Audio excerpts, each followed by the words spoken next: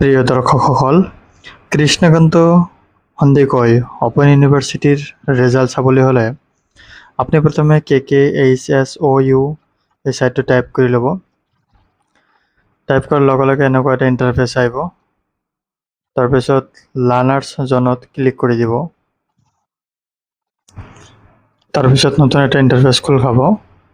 ইয়াতে দেখা পাইছে ৰিজাল্ট বুলি এটা অপশ্যন আছে, তাতে ক্লিক কৰি দিব। ক্লিক কৰি দিয়াৰ লগে লগে এনেকুৱা নতুন ইণ্টাৰফেচ পাব। ইয়াতে আপোনালোকৰ যিটো ছেমিষ্টাৰ হয়, যিটো ছেমিষ্টাৰৰ ৰিজাল্ট লাগে, ইয়াৰ পৰা ছিলেক্ট কৰি ল'ব। ছাপ'জ মই এটা দেখাই আছোঁ, result of MA sociology. Click কৰাৰ লগে লগে এনেকুৱা এটা ইণ্টাৰফেচ আহিব। তাৰপিছত দেখা পাইছে ইয়াত ভিউ ফাইল। ভিউ ফাইলত ক্লিক কৰি দিব। ক্লিক কৰাৰ লগে লগে PDF ফাইলখন খোল খাব। ইয়াতে বহুকেইখন কলেজৰ ৰিজাল্ট দিয়া আছে। আপোনাৰ যিখন কলেজ হয় সেইটো আপুনি ইয়াৰ পৰা বাছি লওক। ইয়াতে কেৱল এনৰলমেণ্টবিলাক দিয়া থাকে।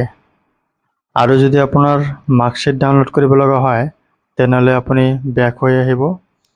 অহাৰ পিছত এই মাৰ্কশ্বিটত ক্লিক কৰি দিব। ক্লিক কৰি দিয়াৰ লগে লগে নতুন এটা ইণ্টাৰফেচ পাব। তাতে আপোনাৰ এনৰলমেণ্ট নম্বৰটো প্ৰথমে বহাই ল'ব আৰু ছেকেণ্ড বক্সত ক্লিক কৰি আপোনাৰ ছেমিষ্টাৰ আৰু কেতিয়া অনুষ্ঠিত হৈছিল এক্সামখন সেইটো শুদ্ধকৈ ছিলেক্ট কৰি ল'ব। ছাপ'জ মই ইয়াতে দেখাই আছোঁ, ছিলেক্ট কৰি লৈ পেলাই ছাবমিটত ক্লিক কৰি দিব। তাৰপিছত আপোনাৰ মাৰ্কশ্বিটখন খোল খাব। কেতিয়াবা অলপ টাইমো ল'ব পাৰে। এনেকৈ আপোনাৰ মাৰ্কশ্বিটখন আপুনি ভিউ কৰিব পাৰিব, লগতে প্ৰিণ্ট আউটো কৰি ল'ব পাৰিব। ভিডিঅ'টি ভাল লাগিলে এটা লাইক কৰি দিব আৰু মোৰ চেনেলটো ছাবস্ক্ৰাইব কৰি দিব। ধন্যবাদ।